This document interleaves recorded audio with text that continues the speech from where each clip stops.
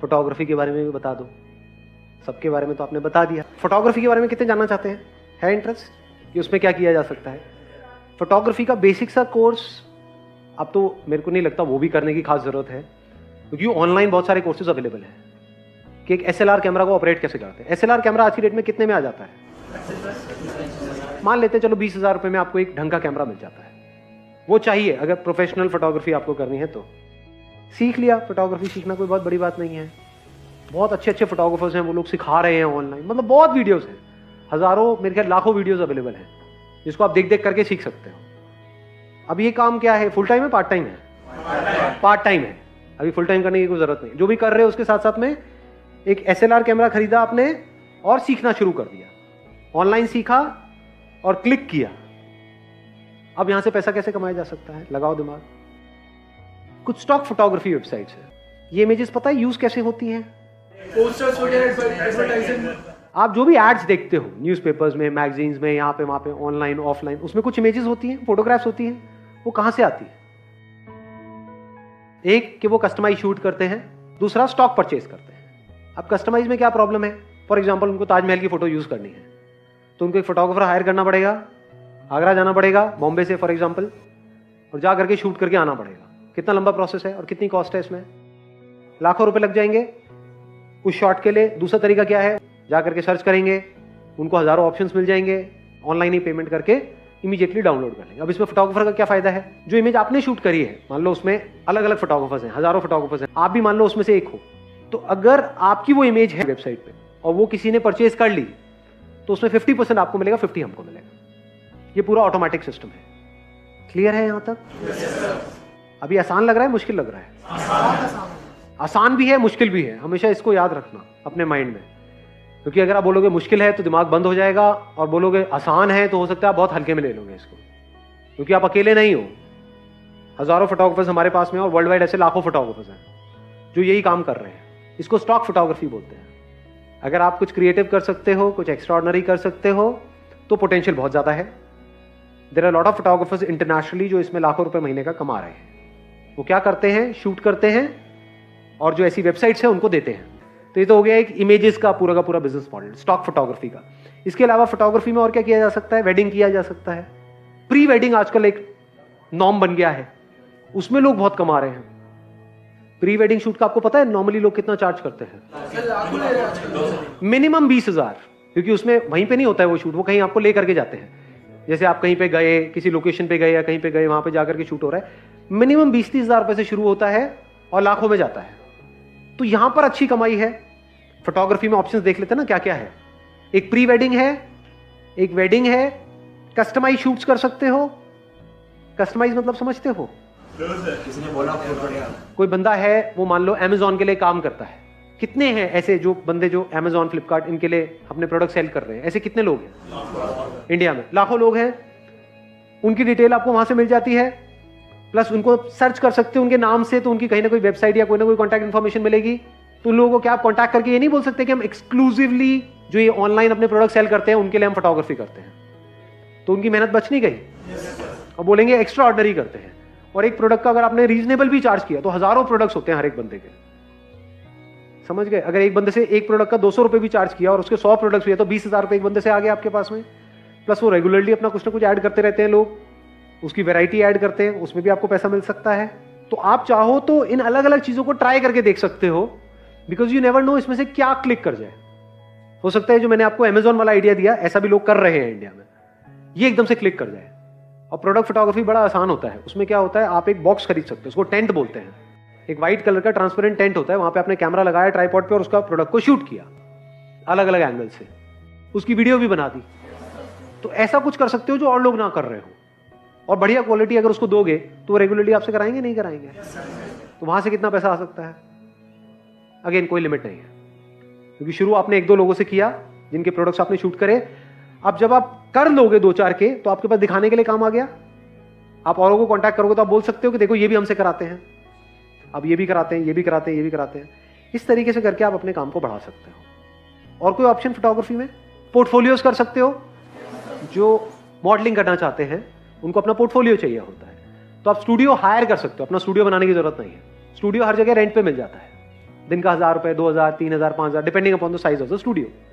वो आपने रेंट पे ले लिया। पोर्टफोलियो के कितने चार्जेस होते हैं? 10-20 हज़ार रुपए से शुरू हो जाता है और ऊपर की कोई लिमिट नहीं है। डिपेंड करता है आपका काम कैसा है। मतलब ये सारे ऑप्शंस अवेलेबल हैं, डिपेंड करता है आप किस तरीके से क्या कर सकते हो। अगेन यहां पर डिजिटल मार्केटिंग बहुत बड़ा रोल प्ले करने वाला है, इसको आप इग्नोर नहीं कर सकते, क्योंकि this is the age of social media. वो लोग जो मॉडलिंग करना चाहते हैं वो ऑलरेडी फेसबुक पे, इंस्टाग्राम पे हैं, तो उनको क्या वहां से एडवर्टाइजिंग के थ्रू आप टैप कर सकते हो? नहीं कर सकते। Want to get a portfolio done, शुरू में सस्ते में बनाओ, जैसे जैसे काम बढ़ता चला जाएगा अमाउंट बढ़ाते चले जाओ। आ रहा है सब कुछ समझ? कुछ मुश्किल लग रहा है इसमें? करने वाला बंदा हो तो कुछ भी मुश्किल नहीं है। ये सारे ऑप्शन जो भी मैं बता रहा हूं सब कुछ आसान है। अलग अलग तरह की एडवर्टाइजिंग आप कर सकते हो अलग अलग तरह के कामों के लिए। मतलब प्री वेडिंग शूट की एक अलग ऐड चल रही है, पोर्टफोलियो की अलग ऐड चल रही है, प्रोडक्ट फोटोग्राफी की अलग ऐड चल रही है। समझ गए? सर मार्केट को कैसे समझना सर? काफी ऐसा होता है ना, जैसे हम सपोज दैट हमने कोई फोटो 100 रुपए की ली, वहां पर 10 जने ऐसे मिल जाएंगे जो लाइक 30-40 रुपए में ले लेते हैं। तो कल को बंदा अगर बोलता है भाई तू 100 ले रहा है, वो तो 50 में कर रहा है, तो सर वो चीज काफी लाइक कॉम्प्लिकेटेड हो जाता है काफी सारे। देखो ध्यान से समझना, ये जो फोटोग्राफी है ना, this is not a product, this is an art. अब आर्ट की क्या वैल्यू है? एक पेंटिंग है, उसकी क्या वैल्यू है? पेंटिंग जिस पे बन रही है उसकी तो वैल्यू है। कैनवस इतने का बिकता है, जो स्टैंड है जिस पे, वो स्टैंड इतने का है, इतने का क्यों दे रहे हो, इतने का। पेंटिंग 1000 रुपए की भी बिकती है और करोड़ों की भी बिकती है। क्या कॉस्ट है वहां पर? पेंट की कॉस्ट है, आर्टिस्ट की है। ये डिसाइड कौन करता है वो कितने की है? आर्टिस्ट डिसाइड करता है। मैं कहता हूं मेरी पेंटिंग 1 करोड़ की है, लेना है लो, नहीं लेना मत लो। ऐसे ही समझ गए मेरी बात? आप चाहे एक मर्सिडीज बेचो चाहे एक साइकिल बेचो, मेहनत तो बराबर है या अलग अलग है? ये बात समझ आई या नहीं आई? अलग अलग है मेहनत। अरे साइकिल बेचने में ज्यादा है। सही कह रहा हूं गलत कह रहा हूं? साइकिल लेने आएगा वो तो सोच के आएगा कि आज पूरा दिन है मेरे पास में,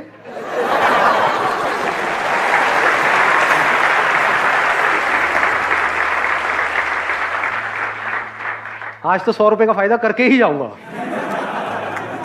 उसका 100 रुपए का फायदा मतलब आपका 100 रुपए का नुकसान। ये उसका माइंडसेट है।